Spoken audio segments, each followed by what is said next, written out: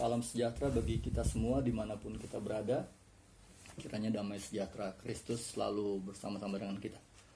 John Revra atau yang lebih dikenal sebagai John Kay adalah seorang tokoh yang berasal dari Maluku, tepatnya di Kepulauan Kay. Namanya mulai dikenal di Jakarta sebagai Godfather of Jakarta di awal tahun 2000-an. Dia mendirikan sebuah organisasi kepemudaan yang bernama AMK atau Angkatan Muda K. Dari sinilah dia mulai membangun kerajaan bisnisnya berupa pengawalan, penjagaan tanah, penagihan hutang dan sebagainya. Pada tahun 2019, setelah menjalani 2/3 masa tahanannya atas pembunuhan bos Sanex Steel Tan Hari Tantono alias Ayung, saudara mungkin tahu ya. Dia mendapatkan remisi. Yang menarik adalah ketika John Kay masih ada di dalam penjara, sudah terdengar kabar bahwa dia sudah bertobat. Beberapa media memberitakan itu, perubahan yang dialami oleh John Kay. Kemudian dipertegas dengan sebuah wawancara dalam acara talk show Kick Andy yang dilakukan oleh Boy Noya pada saat itu.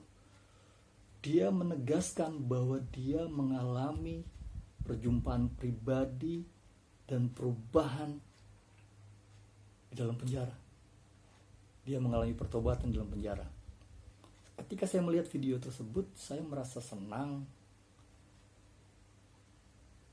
gembira, mengucap syukur, sekaligus tidak percaya juga gitu. Masa bisa orang sekeras, seganas, seberingas John Kay bertobat? Tetapi saya juga mengucap syukur kepada Tuhan. Ternyata Tuhan yang saya sembah itu adalah Tuhan yang hidup. Keyakinan saya bertambah ketika John Kay keluar dari penjara 2019 bulan Desember. Dan tidak lama setelah itu dia diwawancara oleh pendeta Gilbert Tumendong di rumahnya. Sampai dia menangis menitikkan air mata. Dan yang membuat saya terkejut dan bertambah yakin adalah dia mengatakan bahwa dia akan menghabiskan sisa hidupnya untuk Tuhan, melayani Tuhan. Namun euforia itu hanya bertahan beberapa bulan saja. Pada tanggal 26 Juni 2020, John Kay kembali ditangkap karena melakukan pembunuhan, pengeroyokan, kekerasan bersama kelompoknya di daerah Jakarta Barat. Di hari Minggu di mana semua orang Kristen, umat Tuhan, sebagian besar berada di gereja atau mungkin baru pulang dari gereja, dia kembali melakukan perbuatan yang sudah dia tinggalkan. Masyarakat kembali dihebohkan atas kejadian ini, dan dengan cepat berita ini menyebar. Tidak memerlukan waktu lama karena begitu masifnya dunia informasi saat ini, terbukanya dunia informasi saat ini. Bahkan di Twitter sempat menjadi sebuah trending topic dengan tagar John Kay, the Godfather of Jakarta. Reaksi bermunculan.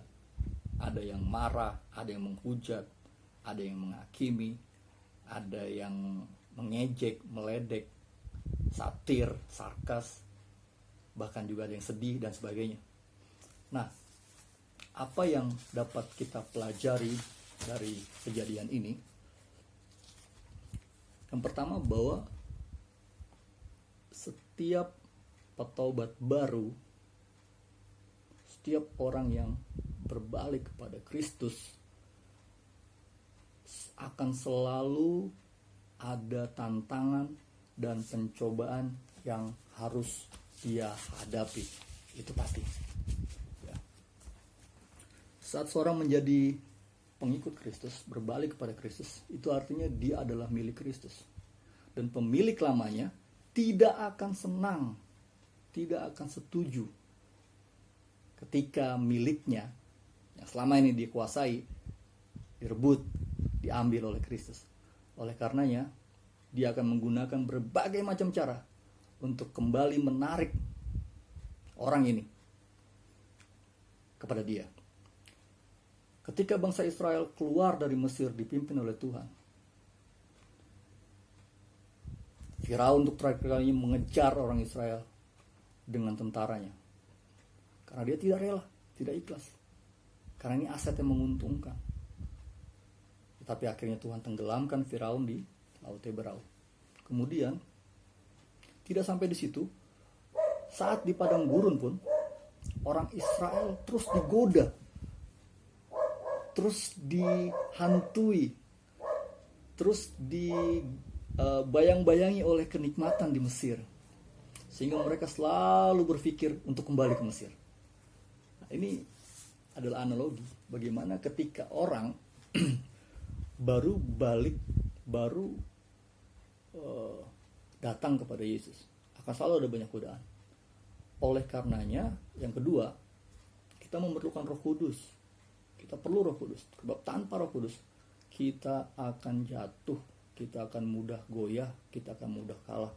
Kita tidak akan mampu melawan dunia ini dengan kekuatan kita. Dan Yesus tahu hal itu. Oleh karenanya dalam Yohanes pasal yang ke-14 ayat 26 dikatakan bahwa aku akan meminta kepada Bapa untuk mengutus seorang penolong untuk menuntun kamu, membimbing kamu, menghibur kamu. Aku tidak akan membiarkan kamu seorang diri, yatim piatu. Karena Yesus tahu kekuatan kita. Yesus tahu kemampuan kita. Oleh karenanya dia harus memberikan seorang penolong yang lain.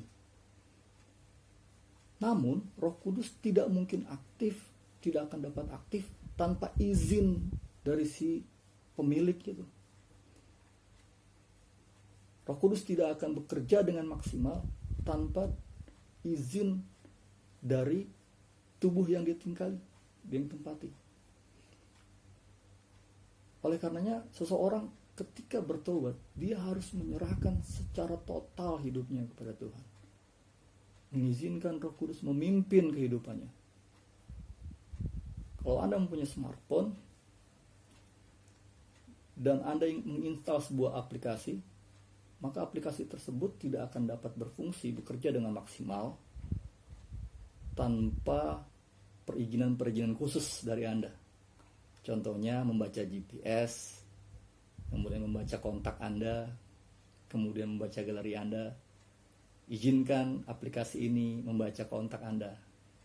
Ketika saudara confirm, setuju, maka aplikasi itu akan bekerja dengan maksimal di smartphone Anda. Sama dengan Roh Kudus. Oleh karena itu, kita harus mengizinkan Roh Kudus memimpin kita sepenuhnya, tidak setengah-setengah. Sebab tanpa Roh Kudus, kita tidak akan mampu menahan godaan dunia ini. Yang ketiga, para petobat baru seharusnya lebih diarahkan kepada prinsip-prinsip pemahaman-pemahaman dasar kekristenan. Dididik dalam iman.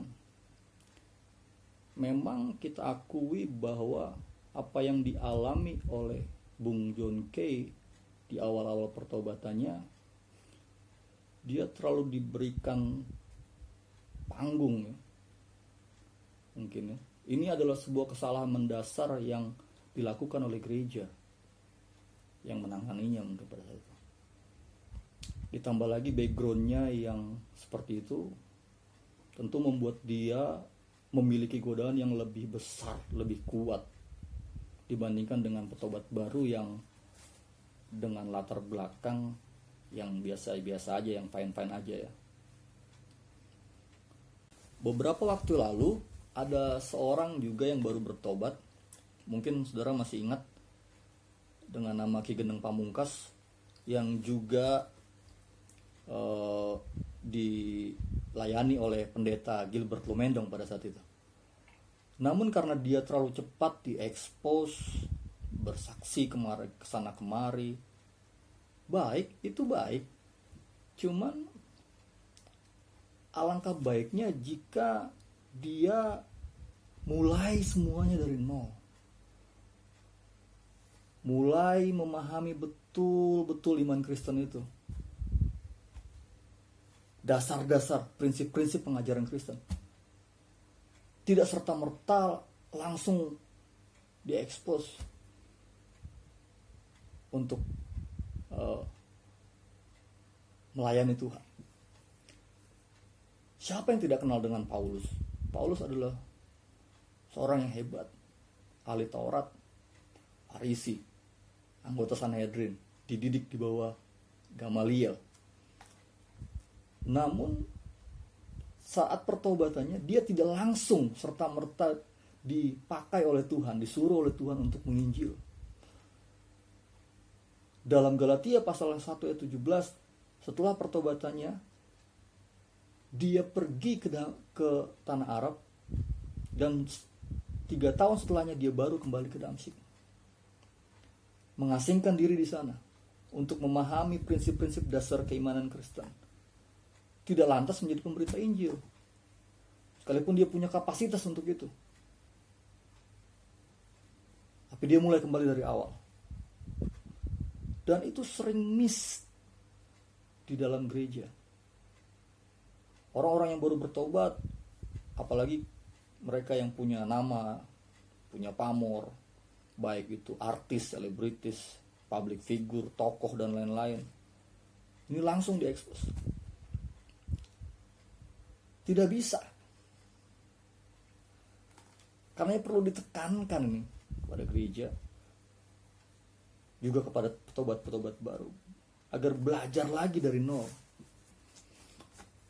Tidak serta-merta naik ke atas.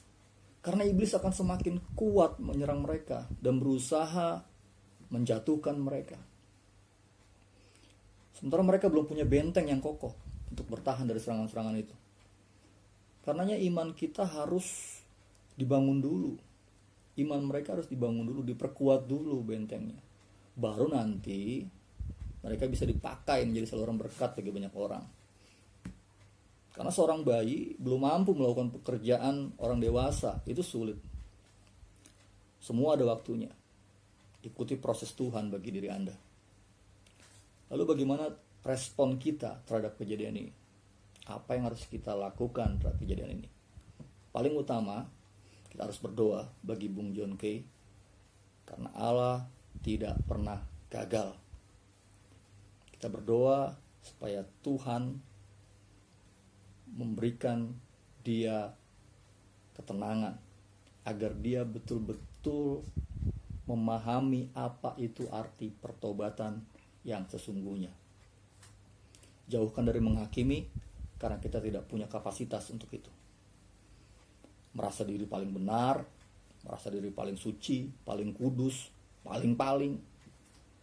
Penghakiman hanya milik Tuhan, dan kita tidak punya hak untuk menghakimi orang lain. Apa yang terjadi bagi John Kay bukanlah akhir dari segalanya buat dia, bagi perjalanan spiritualnya. Karena Allah sangat mengasihi John Kay, sama seperti mengasihi Anda dan saya. Kalau saudara ingat tentang Injil Yohanes pasal yang ke-6, ketika Yesus menyatakan dirinya sebagai roti hidup. Dalam cerita itu, Yohanes pasal yang 6 ayat 60, ada banyak murid-murid yang bersungut-sungut, berkata bahwa perkataan ini sangat keras, siapa yang mampu menerimanya? Karena itu bertentangan dengan ideologi Yudaisme mereka.